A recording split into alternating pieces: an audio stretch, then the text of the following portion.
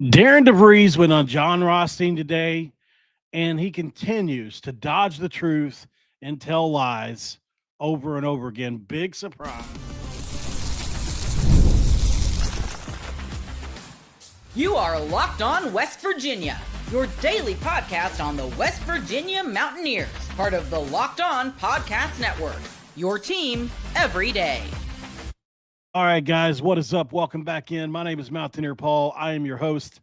This is Locked On West Virginia, where the microphone likes to have a mind of its own. I am very sorry about that earlier episode without sound. We are back. We had 50 people in there within the first 30 seconds last time. Now there's 2. We'll see if anybody comes back, but otherwise, they'll show up. They'll show up. This episode of Locked On West Virginia going to be brought to you by Game Time. Make sure you go to download the Game Time app, create an account, and use code Locked On College to get 50% off your first purchase, guys. And look, like I said earlier, I'm probably going to continue to get crap over this. Some people would say it's not in great taste to continue to talk about Darren Devries, but I have a problem with it, and I'm not going to continue to I'm going to continue to talk about it. People don't like it. I mean, they're going to put it in the comments that I need to be over it. Get over it already. Not going to happen. I'm going to continue to follow this story. I feel like we were all shortchanged. We had donors give a lot of money to he and both Tucker, and they didn't deliver at all what we were expecting. Now, on the floor as a coach, I feel like he did okay, but and going to Indiana is not really the issue either. It's everything else outside of that, as you guys know. All the way down to, you know what I noticed today, by the way? Did you look at my thumbnail? Did you notice that Tucker Devries is holding a 30-pound basketball rim with the shoulder he just had surgery on? Go look. Does that make sense to anybody? Does anybody know when that picture was taken? It was taken months ago now. Like, it's just another inconsistency. I just want to point it out. It makes no sense to me. So I'm sure people will come up with excuses for that, whatever. So DeVries went on the John Rothstein show today, and I've got clips from that. I'm going to play 3 specific ones that I have some issues with on varying levels. And then I'm also going to get into a football player over in the second segment.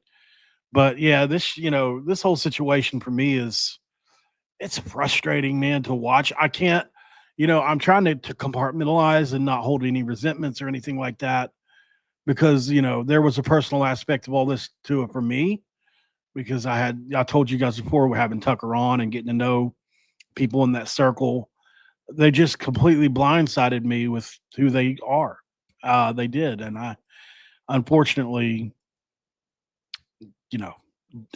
I have to just talk about it, man. It's just the truth. So we're going to play the first clip here on the Rothstein show from Darren Devries. Let's get there. When did you first think that the Indiana job was a legitimate possibility for you? I'm not really sure. I mean, not really sure. That's the wrong answer. We know you're dodging the question, Darren. Come on, man. Right off the rip. Like, why even do these? I get it. I get it, guys, by the way. People are going to say, what do I expect him to say? Don't lie, Like, just be honest. They hollered at me, man. They hollered at me earlier in the year, and it's something that can't be avoided, right? Like, I feel like if you just address the elephant in the room, it would continue not to be asked. A lot of that, the last, week of the season, as it goes through, your agents are, doing most of that communication and things. So you just never really know until it's right there. And that, like you said, that last. So that's the first clip. And obviously this is the least egregious one of them all. Yeah. Voldemort. Right. So we know, we get it. We know that if he's going to sit here and try to spill and feed us the fact that he thinks is a fact that 48 hours or even a week as a timeline is just a lie. It's a lie. I brought Locked On Hoosiers host on my show I want to say 2 weeks before it happened, and we knew about it at least that long before. And we know that after Woodson got, what's the best way to put it, told that he was going to, or whatever decision they came to with Woodson back in February, you don't think Indiana was looking for the next guy? Then we talked about this a lot already. And then, oh, who played in that tournament? Darren Devries in West Virginia. Who played well in that tournament? Darren Devries, Tucker Devries in West Virginia. You know, after hitting 8 threes in a game, Tucker Devries gets hurt. Insane, man. And here he is on the thumbnail of my video, carrying a 30-pound or 25-pound basketball rim like this, like one of the most dangerous situations you can have a shoulder that's just had surgery on. Like, let me just pull it up because it's silly when you think about it. Like just be honest with yourself about this. Like how if and I'll get into it here in just a second. Maybe I should skip ahead to a clip, but how, let me get this here. You know, now, well, I guess I kind of, all right, there we go. So, how are you able to do so my question is how are you able to hold a rim? I looked up how much they weigh, typically about 20 to 25 pounds. Wouldn't that be considered dangerous for a guy that just had shoulder surgery? Like when this picture was taken, 1000% he wasn't cleared to play. This was months ago. You had shoulder surgery is kind of a tongue twister a little bit. And look, people are going to say, get over it. You're hanging on to this. This kid made almost $1 million to play 8 games and continues, and he gets to come back and do it again with Indiana. I'm glad he's making the money. I don't care. It's just that we ain't got it like that. You know what I mean? Like Ross Hodge and company are struggling this year because of a lie that happened last year, like as far as financially, like that money could have went somewhere. And there are going to be people that disagree with this, and that's cool. I get it. Like the only thing I have is what I was told by the family, which was that it was actually tendonitis, that he was having trouble getting over the previous surgery, right? That it was tendonitis that he could have played, especially if they'd have given him the year of eligibility, like we talked about. Unfortunately, that year of eligibility didn't come, so they kept him shut down. Why not just be honest about it? I don't get it, just be honest about it. Like, I just don't understand the whole. And then here's the thing. Let me just play the clip. I mean, it's another lie. It is another lie. Like, I don't understand the need to lie about it anymore. I guess it's like the old saying, once a cucumber becomes a pickle, it can never be a cucumber again. 48 hours is when that's the same clip. Okay, so we'll get rid of that one and then go to, I think it's this one. Yeah. So just want to make sure.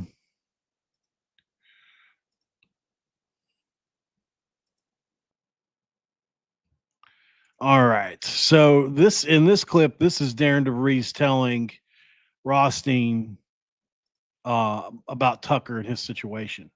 So if I would click the right one, I keep clicking the wrong one because I've got so many pulled up.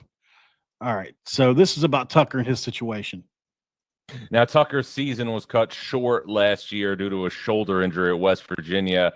Is there any timetable to when he'll be fully cleared to be full go for all, basketball-related activities? Yeah, for the most part, he got fully cleared last week for full contact. They're still kind of minimizing, maybe not doing everything right away, just to kind of ease back into it. So, he spent the last few months rehabbing and getting ready. So, yeah, he feels like he's in a pretty good space right now as we're moving. So another lie, right? And look, they can pretend like it was cleared last week if you want. That's fine. You can say that. It's not true. It's a lie. Let's see what Tucker looked like, as a matter of fact. Now that we're talking about Tucker from last week, let's look at Tucker last week. This guy had supposedly shoulder surgery recently. Let's see how he looks. I'm curious to see.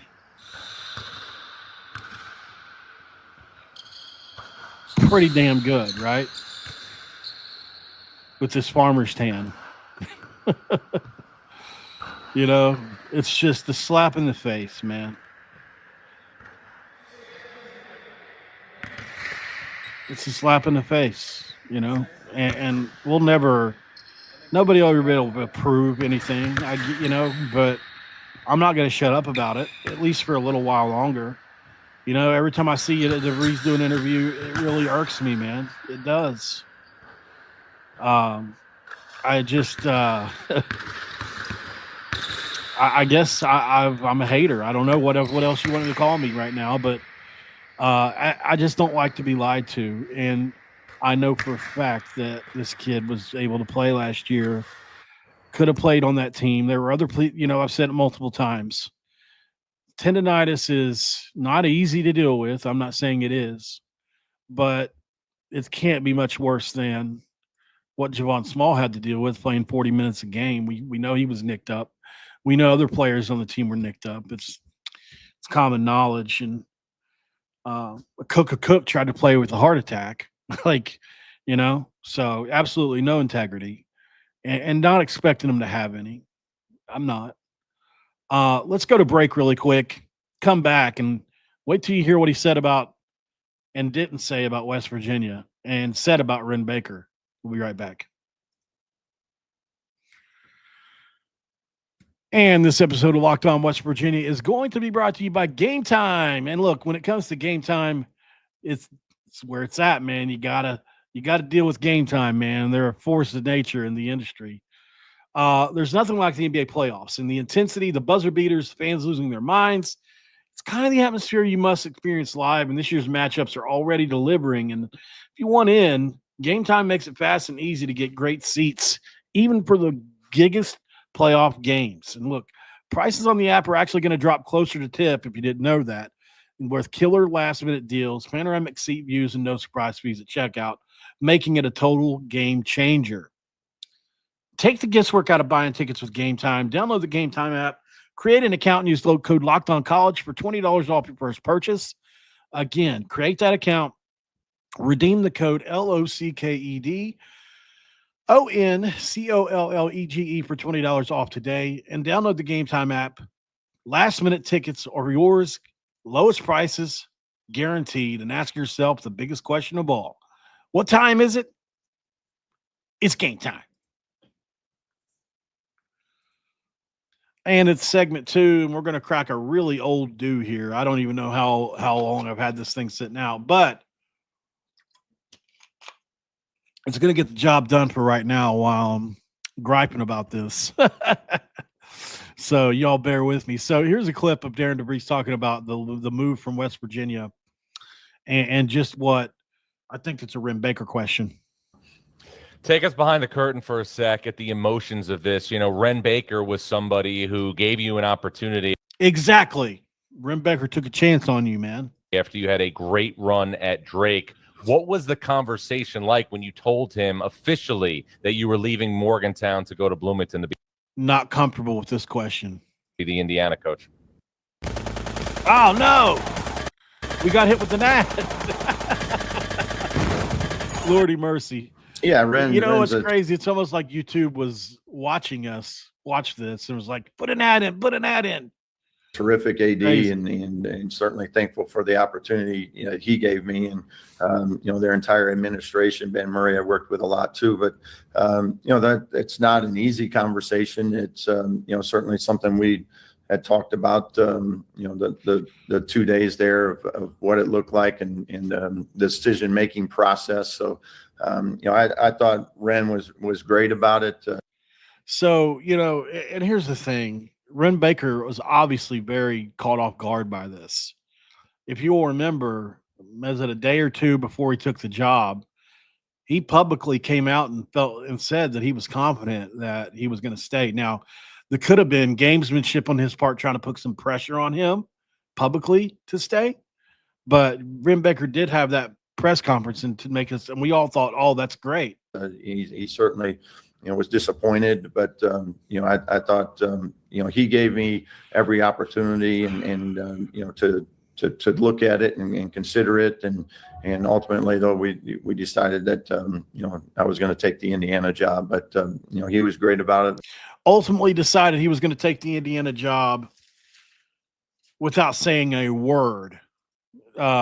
Much like Cleveland, right? In the middle of the night. Was it Cleveland that left in the middle of the night for Indy, or Baltimore? Yeah. So very similar kind of situation, really, in my opinion. So, he said he felt like he felt bad for all the seniors. But you know what he never has said, not one time? And somebody correct me if I haven't heard this. Has he ever said anything about West Virginia and the state of West Virginia, or anything like that? Like, I just feel like we gave them everything, or at least in our circle. Now, I get it. There were a couple games where maybe the stadium wasn't totally full. That was due to weather a few times. I mean, it really was. There was one time it was a total blizzard outside, and I couldn't drive here, and it was worse in Morgantown. So there were a couple games there where it was really bad, but like there were also a couple games where we were disappointed that it wasn't more full. But I mean, as far as support goes, like they had a ton of support, and I feel like, I just hate the notion that you're going to try to pretend like this job is somehow much better than West Virginia's on the floor, right? I get it.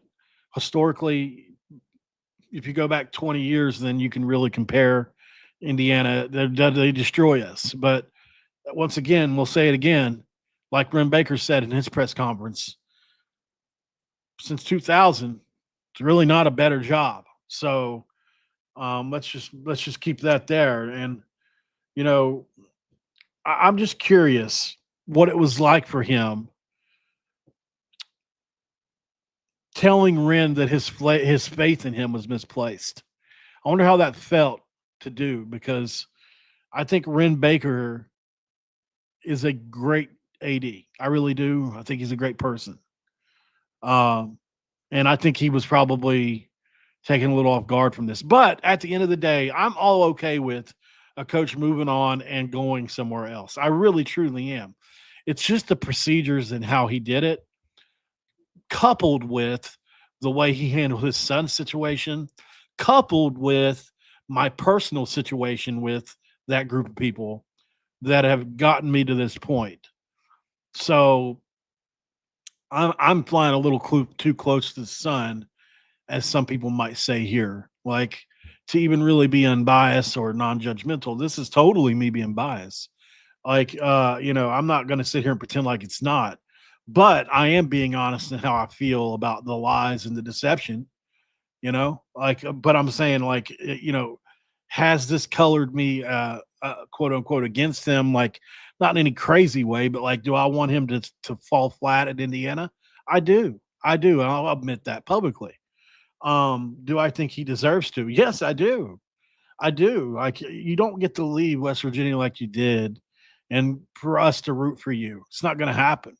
You could have went to Indiana, and I, like there's, like Neil Brown, for instance. Like, I'll root for Neil Brown wherever he goes next. 1,000%. We'll never root against Neil Brown. Dana Holgerson, even the way he left, I still root for Dana. Even though there's a lot of people that hate him, I don't. I rooted for Rich Rod.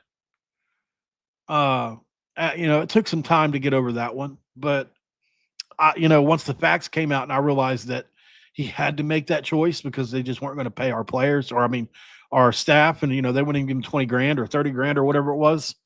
I realized that he had to make that move. It's just like I understand that Indiana is a more lucrative job. I get it as far as what you can pay your players in this day and age and financially in your pocket. I totally get it, but never a mention of West Virginia, never anything of, thanks for this opportunity. Never I mentioned as to how the people were great there. It's always, we had a ton of support from the administration.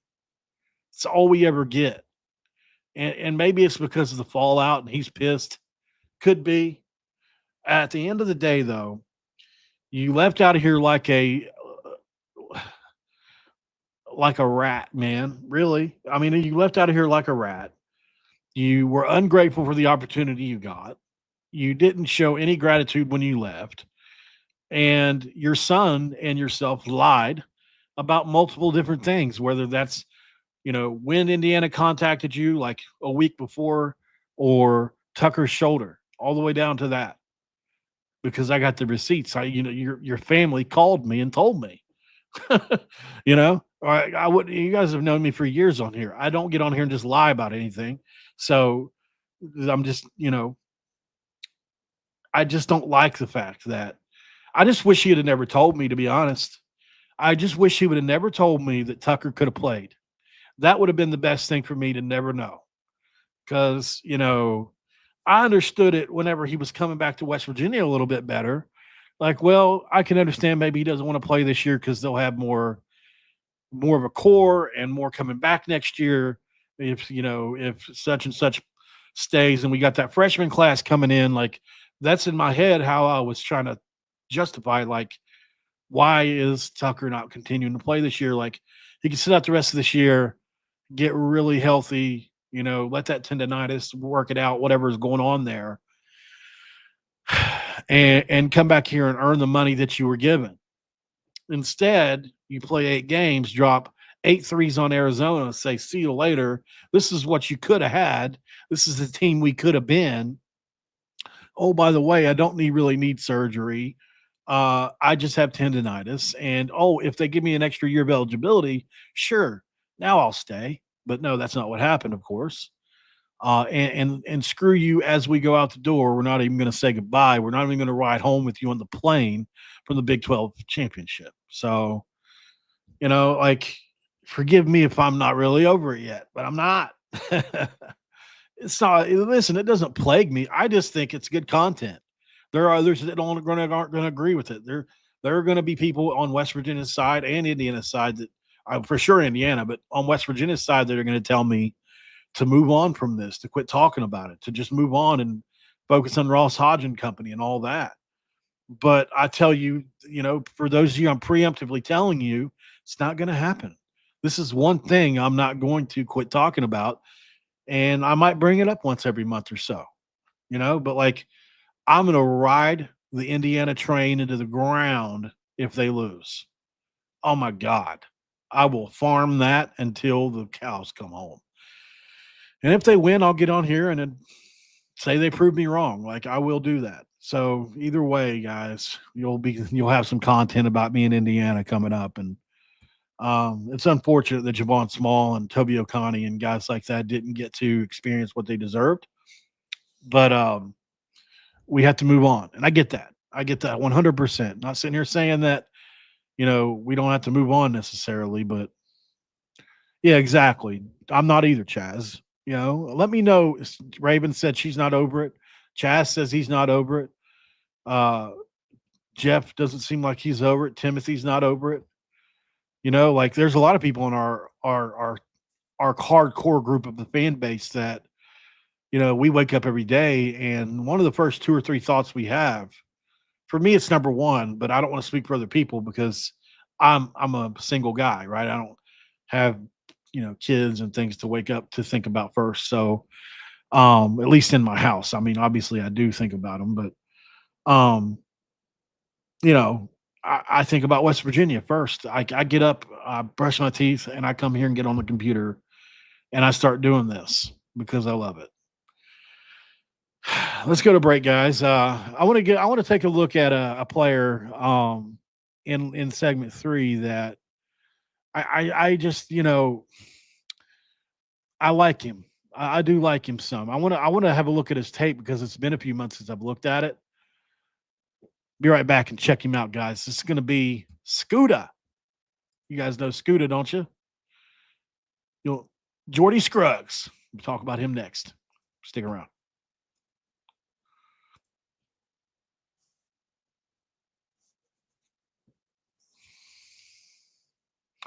All right, guys, and here we are back, locked on West Virginia, baby. 11:30 night at night edition. And if you want the Discord server link, it's in the chat over here. Certainly jump in and grab that.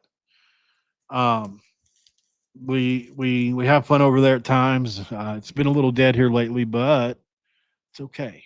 It's okay. We're gonna pick that up, especially when I'm at Big 12 Media Days. Oh boy, that's gonna be fun, man. What am I gonna do?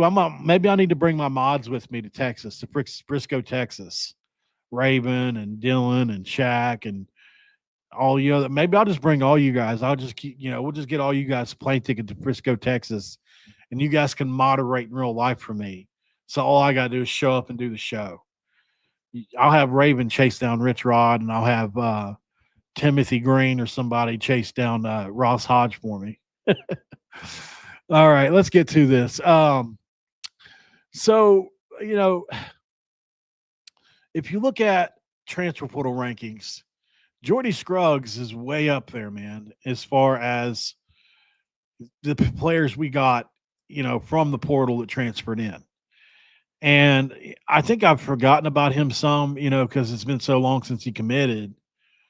What I want to do really quick is just check him out. He's had an interesting career and is a very good player.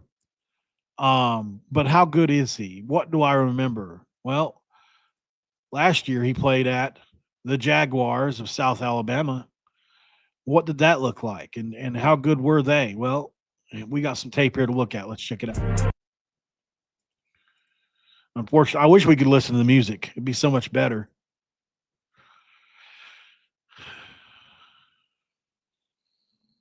All right. So we're looking at a highlight tape. It's one of those ones where it's not showing the full play. So we might have to go to a different clock or a different video. But these are just big hits. It looks like it's showing from him, which is great. He's breaking up a pass there. And he's got a little fiery nature to him as well, which you like to see. Yep, nice aggressive tackle there. A lot of these are against the same team. It looked like these were all against the same team, those plays there. Let's try a different video. That one wasn't the best option, obviously, there. A little cut up he made, I'm assuming. Oh, here we go. I must have missed this one. So I think this is the one I've seen in the past, if I'm not mistaken. I'll let you guys know in a second, because I thought some of these showed his actual highlights, like from beginning to the end on like the play, start of the play, end of the play, that kind of stuff. He's physical though. I mean, he gets his hands on people. He makes plays for sure.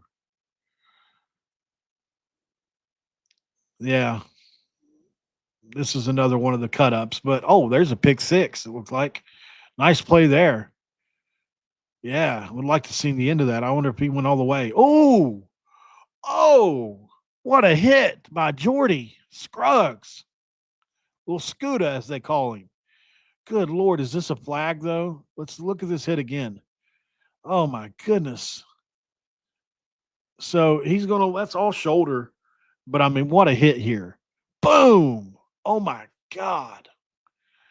Shoo. There's against LSU. You see that? Hey, what about that right there now? Against LSU, man, way out in front of a receiver, riding him all the way into the corner of the end zone. We'll take that. That's kind of that. I want to go watch that LSU game now.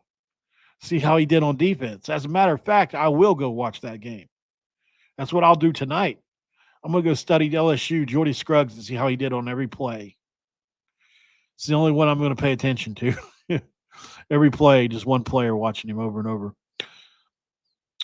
Nicely done, though. I mean, the tape is kind of hard to keep up with, to be honest.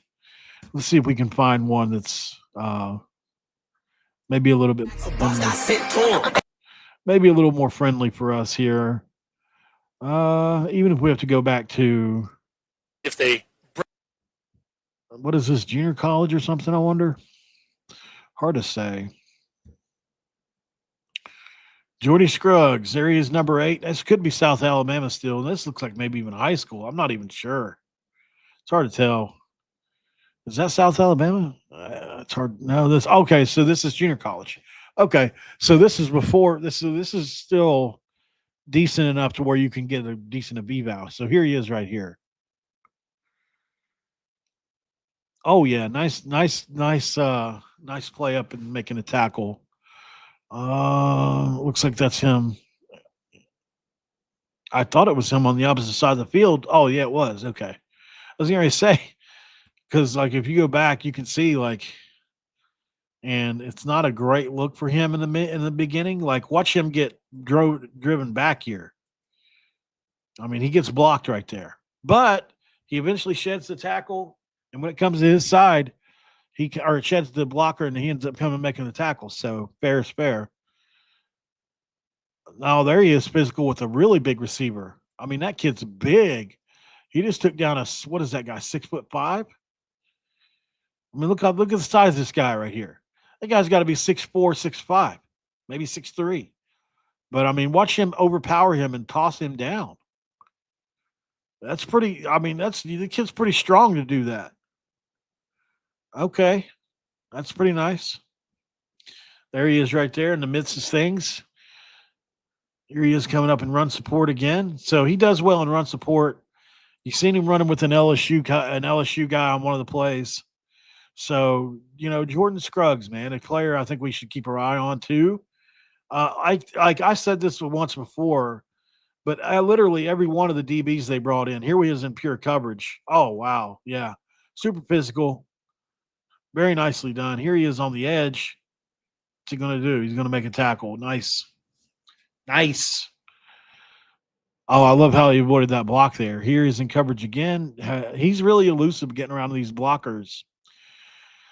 All right, so, but I've said this before. I think every DB they brought in, literally almost everyone has a chance to be pretty good. There are levels to it with it, obviously, but generally speaking, though, I think that Scuda here, or Jordy, or whoever he wants to be called, has a chance to be a really good player. I truly do. Like, if you look at, I like how he calls himself a locksmith. That's pretty cool. But I mean, if you look at just the names of the guys we brought in, it's pretty extensive as far as who could be good and who couldn't be. Obviously, if you can just get one guy opposite of Michael Coates to perform, then you're in pretty damn good shape, right? All right, guys. I'll appreciate you all for being in here. Ray Fester, it's good to see you, man. I think that's all I got. I just wanted to rant a little bit. I watched that interview and I was like, I'm fired up a little bit. I am. I'm fired up over Devries and his constant. It's not really. I don't know what you call it. I mean, they're lies, but I mean, and I get it. What's he supposed to do? Address it? Like I get that. But it doesn't mean still doesn't make me mad, right? So I don't know. It'll be interesting to see what all the Indiana folks say. I definitely hashtagged a bunch of Indiana stuff, so it'll come up on their For You pages for sure. And they'll definitely probably be hollering at me, especially with the thumbnail I've got here. Got the big liar sticker on his forehead again. They hated it last time I did it, so I did it again. All right, guys. I promise we'll be back to normal programming tomorrow.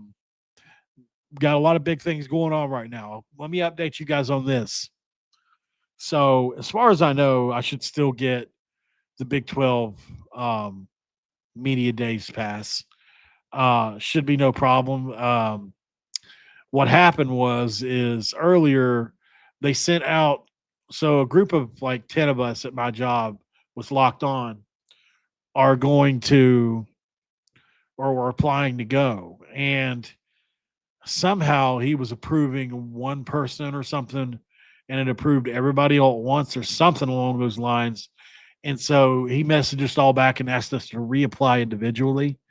So it's not that it wasn't a no necessarily. It's, I didn't mean to do that, and I hadn't gone through everybody's application, and it wouldn't be fair to just approve everybody kind of thing. So I'm still going to be going to media days. I'll be meeting with Rich Rod. I'll be meeting with everybody. But also, I locked in the trip to Provo, Utah today. So I will be going to Provo, Utah on a trip, on like an influencer kind of brand deal type situation where they're going to give me, I'm not exactly sure how much, quite a bit of money, to get up there. And so I'm going to drive to Utah. So the way it's going to go is I'm going to take my mom with me, and we're just going to kind of have fun with it. We haven't gone on a trip together in years, and she loves to drive, and I love to drive. We both love scenery, so we're going to drive up to Utah, and what it entails is a tour of LaBelle Edwards Stadium and meeting the BYU team and their coaches and things like that. So, that's content. I can sit down with them and ask them about West Virginia and what they think about us. So if you've got anything for Kalani Sataki, or anybody on the staff there, or any of the players, let me know. And I'll put that in my list of questions, because that's going to be one I'm really looking forward to, is that Utah trip, because like I said, it's fully paid for, whatever mode of travel there. The plane tickets were $800, and they were willing to pay for it and a +1. So like, it's a big deal. But yeah, definitely going to drive up there. And it's, like I said, it's all the trips paid for, but also the lodging, the food, and what else? Oh, like they've got an itinerary of all these different things that we can do up there. So it's going to be a super fun deal. I'm going to record it like like it's going to be a very extensive deal. Like it's going to be a little bit different episode of Locked On than you're used to seeing. Probably it'll be more of a in real life kind of stream. Like I'll be filming, going on the trip, what the road trip's like. It'll be kind of cool. So hopefully you guys enjoy it. Hopefully get some viewership. I'm trying to think of a cool thumbnail for the video. I was thinking about putting myself like the guy that's on it's like that meme of John Travolta where he's like doing that.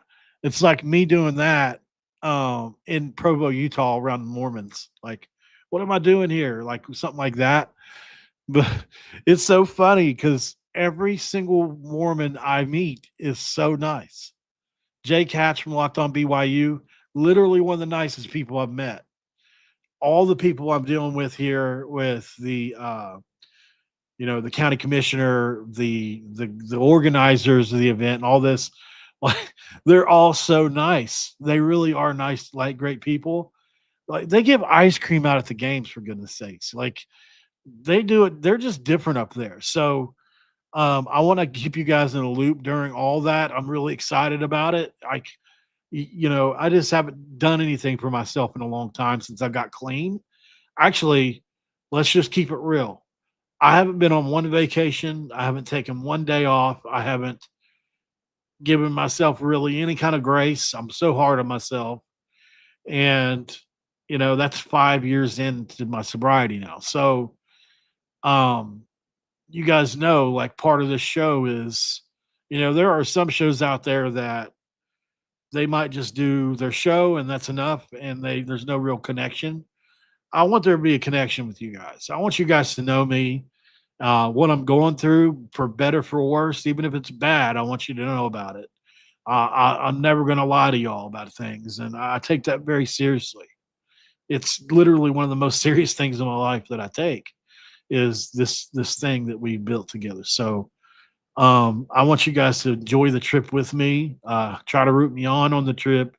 And, it'll be something. My mom's, she's 67. So it's something that, I'm thinking in the now about, because I lost my dad when he was 53. So it's, I realize that these things don't last forever.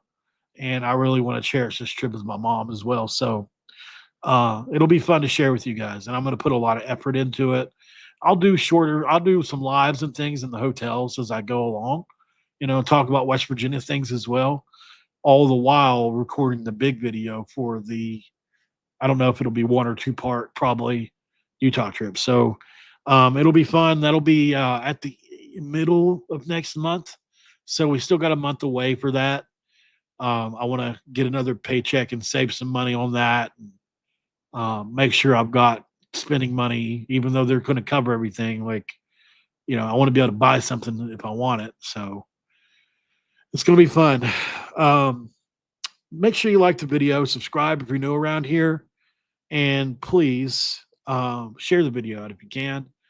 I'll be back in the morning for sure, and it's going to be hopefully a good day tomorrow. I looking for some news to come through for once, man. Like you'd think we're getting close to signing a basketball player of some sort. I'm still waiting on that to happen. Seems like maybe it won't happen, but we keep hearing Ross Hodge talk about it. Like he even said the other day, they're still trying. So that's something I almost did a video on too, was that interview he did. Maybe I'll do that tomorrow. But thanks for making Locked On West Virginia your first listen, guys, and being a part of Locked On Podcast Network, where we talk about your team every single day. Check out Locked On Portal next. And Brian Smith, man, does an excellent job over there. We had him on the show here. He covers recruiting nationally as a writer and an analyst. Very good job over there. And he's going to keep you up to date and the most informed on the rapid changes in the college football landscape. Find the Portal on YouTube or wherever you get your podcast. And I'll see you on the next one, guys. Have a great rest of your night. Thanks for joining me late. This episode's over. And I'm out.